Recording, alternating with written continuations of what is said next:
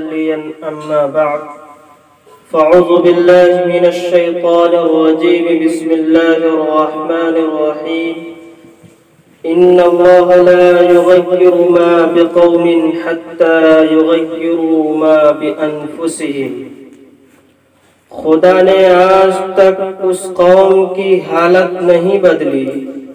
خدا نے آج تک اس قوم کی حالت نہیں بدلی.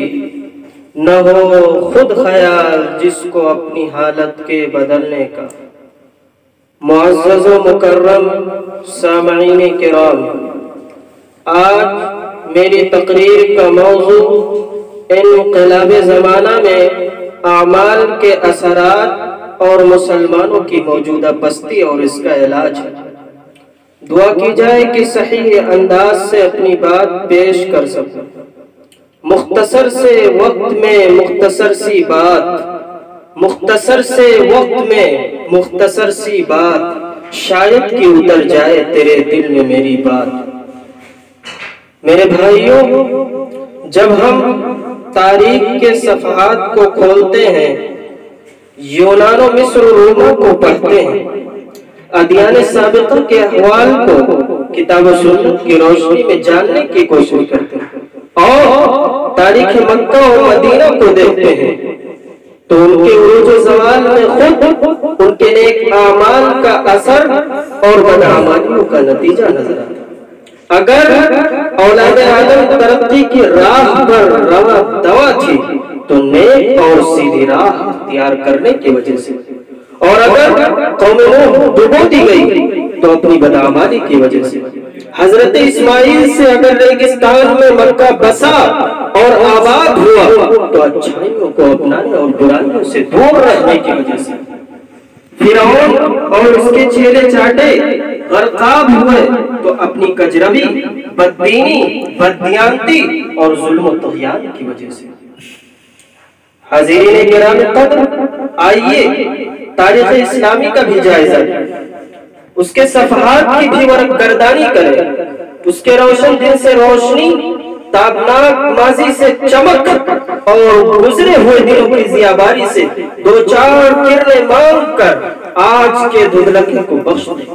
تاریخ دعوت و عظیمت سے بلند ہمتی اور اولو العزمی مستعار کر کے ہم بھی ایک ایسی آزان دے ڈالیں جو ظلم و جور، طغیان و سرکشی، بددینی اور بددیانتی کے پہاڑوں کو رعشۂ سیماب سے دوچار کر دیں. میرے بھائیوں، اللہ کے رسول علیہ السلام جب دنیا کے اندر تشریف لائے تو وہ فتنوں کا دور تھا، بدکاری کا زمانہ تھا، بے حیائی کا وقت تھا، عصبیت اپنے عروج پر تھی، لوٹ کھسوٹ، ظلم و زیادتی قابل فخر چیز تھی. لیکن اس عظیم انسان کی بعثت نے، نبی پاک کی آمد نے، نبی پاک کے عروج مسعود نے دنیا کی کایا پلٹ دی.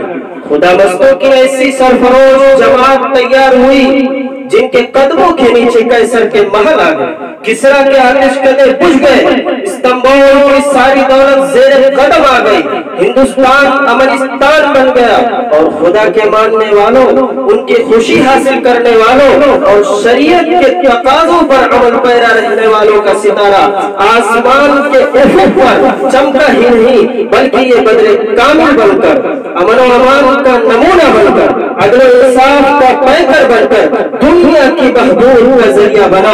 خود بھی وقار سے رہے، اوروں کو بھی عزت سے جینے کا موقع دیا. خود بھی بقائے باہم کے خط پر چلے، اوروں کے لیے بھی آسانیاں مہیا کی، اور قرآن پاک کے معنی خیز سچے اور سنہرے حروف وَأَنْتُمُ الْأَعْلَوْنَ إِن كُنتُم مُؤْمِنِينَ کے اثرات کو پذیر. لیکن کاش ہم اپنے آبا کی طرح کردار رہتے، گفتار نہیں، ثابت رہتے، سیارہ نہیں، شاعر اللہ کی عظمت کرنے والے رہتے، احانت کرنے والے نہیں، کہ آج مسجد مرثیہ خواہ کی نمازی نہ رہے. ہماری بدعمالیاں یہاں تک پہنچ گئی کہ وہ سجدہ روح زمین جس سے کانپ جاتی تھی، وہ سجدہ روح زمین جس سے کانپ جاتی تھی، اسی کو آج درستے حمید پر اٹھا. آج مسلمان مسلم ہے، دھوکہ باز ہے، بدچلن ہے، بدکردار ہے، بے نمازی ہے، تو کیا زمانے میں پنپنے کی یہی بات ہے؟ ہماری غفلتوں نے ہمیں بے آبرو کر دیا۔ کبھی مصر، یونان و افغان ہمارے سامنے سرتاریز ہوتے تھے، مگر اب ہم ایسے خدا فراموش ہو گئے کہ قافلہ حجاز میں حسین بھی نہیں، گرچہ ہے تابدار گیزو دجل و فرات۔ میرے بھائیوں، گواہی ہم نے جو اسراب سے میراث پائی تھی تو آسمان سے گر گئے، ہر جگہ ذلیل و رسوا ہوئے، ہر جگہ مغلوب و مغفور ہوئے، ہر جگہ دوسروں کے رہنے کرم کے بھکاری بن گئے، اور اتنے کمزور ہوئے کہ جگر کٹاتے ہوئے بابل مسجد شہید ہو گئی، بیت المقدس کی اذانیں بند ہو گئی۔ مسلمانوں، بیدار ہو جاؤ اور ترقی کے چار اصول، ایمان کی پختگی، ارادے کی بلندی، صبر استقلال اور حسن تدبیر سے لیس ہو کر بڑھو، اور ستاروں سے کرنیں مانگ کر دنیا کی تاریکیوں میں پھیلا دو، انشاءاللہ روشنی ہو جائے گی، اور پھر کسی اقبال کو ہمارے بعد یہ کہنے کی جرات نہیں ہوگی کہ سنی نہ مصر و فلسطین میں وہ عذاب ہو، سنی نہ مصر و فلسطین میں وہ عذاب ہو، دیا تھا جس نے پہاڑوں کو رہشِ سیما۔ اللہ پاک عمل کی توفیق نصیب فرمائے۔ وآخر دعوانا الحمدللہ رب العالمین۔